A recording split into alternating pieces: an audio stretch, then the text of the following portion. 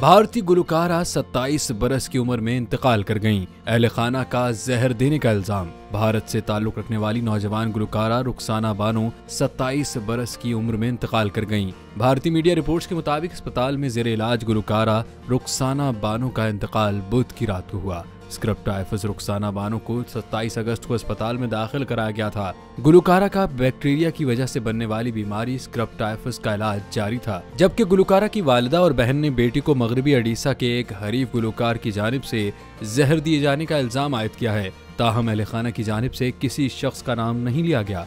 गुलकारा रुखसाना की बहन रूबी बानो का कहना है कि 15 रोज कबल शूटिंग के दौरान जूस पीने के बाद बहन की तबीयत खराब हुई थी, जिस पर उन्हें अस्पताल मुंतकिल किया गया था। भारतीय मीडिया के मुताबिक गुलकारा के अहले खाना ने यह भी कहा कि बेटी को पहले भी धमकियां मिल चुकी थी।